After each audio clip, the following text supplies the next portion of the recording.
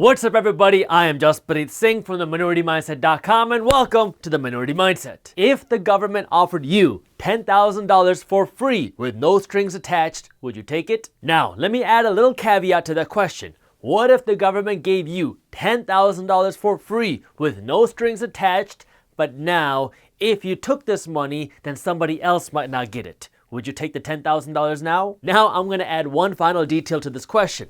What if the government gave you $10,000 for free with no strings attached, but if you took this money, then somebody else might not get it, and you understand that this $10,000 that the government is giving you for free is somebody else's tax dollars? Would you take this free $10,000 now? Weird question, right? Why would the government randomly come to you and offer you a whole lot of money for free with no strings attached? Well, this is exactly what happened with me, except it wasn't with $10,000. It was with many times that, and I had to decide if I was going to take this free government money or not. You might have heard of the PPP or Payroll Protection Program that was created by the United States government to give business owners some relief during this pandemic and economic crisis. Essentially, this PPP program says that if you run a business, the government will give you a loan of up to 2.5 times your monthly payroll expenses. But here's the catch. If you use this loan money in your business and you don't fire any employees, then this loan will be forgiven and you don't have to pay the loan back and you don't have to pay any interest on the loan. In other words, it's free money, like a stimulus check for your business. Minority Mindset is a financial news and education company, and you can learn more about us on our website, theminoritymindset.com. And we make money through 3 ways: advertising, business partnerships, and selling our own products and courses. When this pandemic hit, views on our website and our YouTube channel went up, but our ad revenue got cut in half because businesses stopped paying money for advertising because they didn't have money to pay for advertising. Then some of the businesses that we had partnerships with told us that they can't afford to pay us anymore, so they were either going to shut down their partnership division or they were going to downsize on it. Now, I have a team of employees whose salary I have to pay for. I have to pay for rent and utilities and our software fees, and on average right now, our expenses are between $25,000 and $50,000 a month. So imagine this. All of a sudden, your ad revenue gets cut in half, and some of your business partners say that they can't pay you as much as they were, or they can't pay you at all, and you still have $30,000, $40,000, $50,000 worth of bills every month. Now, we're very fortunate that we could keep working even when the economy was shut down, so we got creative and we doubled down and we shifted our strategy, and then we tripled how much content that we were producing. That way we could make up for these economic changes. It ended up working out great for us because we were able to learn quickly and we grew a ton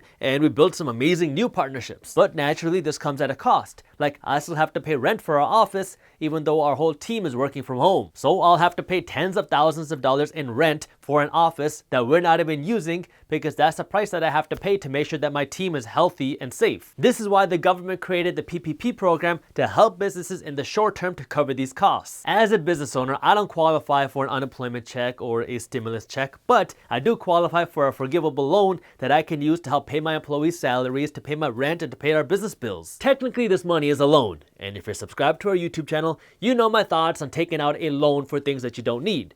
And if you're not subscribed to our YouTube channel yet, you should do that. But this PPP loan is a unique loan because I could take out tens of thousands of dollars to help cover our business expenses, and I wouldn't have to pay this money back. I wouldn't have to pay any interest on this money, and I wouldn't have to pay any taxes on this money. Forbes even wrote an article saying that if you take out a PPP loan worth less than $2 million, you don't even need to show a financial hardship to qualify for loan forgiveness. So if you use this money in your business, it is literally free money. My bank told me to get this PPP loan. My accountant told me to get this PPP loan. My friends told me to get this PPP loan, but I said no. I didn't take out a PPP loan. We paid rent out of our pocket. I made sure our employees got paid, and we paid our higher costs. That way we could stay focused on what we do best, our business. At this point, you probably think I'm crazy. Why would you turn down free money, Jaspreet? The government is essentially begging you to take this money from them. Well, there's a few reasons why I said no to this free money. First, I don't want to take this money away from somebody else who might have actually needed it to stay in business. There's a limited supply of PPP money out there, and if the funds dry up, then a business that actually needs the money to stay in business might not be able to access the cash that they need. I know I'm not taking out a huge pot of the PPP money,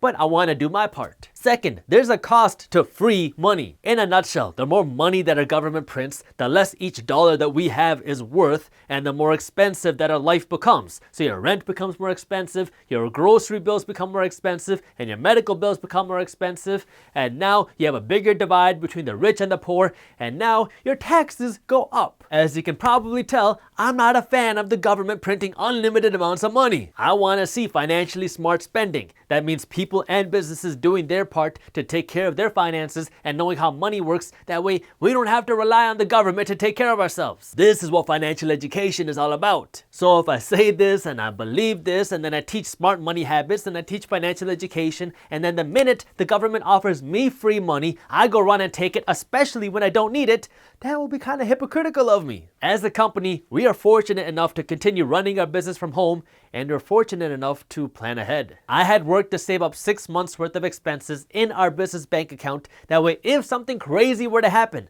like a pandemic came out of nowhere, we could continue running our business like normal without firing a single employee, even if we didn't make a penny. And on a more personal level, taking the free money, especially when we don't need it, didn't align with my personal values. As you may know, I am a member of the Sikh religion, which is why I keep a turban and a beard. And yes, it's pronounced Sikh, not Sikh, and our religion has 3 pillars. Nam Japo, which means remember God, Vand Shako, which means serve others before you serve yourself, and Kirt Karo, which means earn an honest living. It is against my religion to ask for a handout or welfare. That might be partially why I am the way I am financially, because we believe, and it is ingrained in our culture, that money must be earned honestly and ethically. I wouldn't feel right taking this free money because we don't need it. And I know that if we took this money, then another business that might actually need the money might not get it. And I know the cost that taking this free money would have on your taxes. Look, I understand the value that this PPP program has. I'm not trying to make anybody feel bad for taking this money. I have actually encouraged many business owners to go out and take this money so that way you can continue running your business. But for me and our company as leaders in the financial space, it is important for us to do our part and lead by example, even if that means turning down a whole lot of free money. This is where financial education comes in handy, because financial education is all about using your money the right way to build your own wealth. And if you're looking for a way to up your financial education, well, that's why we wrote a free ebook on money management and investing that you can read for free when you sign up for our financial education emails, which are also free. You can get a free ebook and start reading our financial education emails by clicking the link up here or by clicking the link in the description below. By the way, our financial education emails are separate from our financial news emails. Thank you for watching. If you enjoyed this video, share it with one friend. That way we can help spread the word. If you want to learn more about the hidden cost of printing so much free money, I already made a video on this, and you can watch this video on YouTube by clicking this button right over here. Thank you for watching, and as always, keep hustling.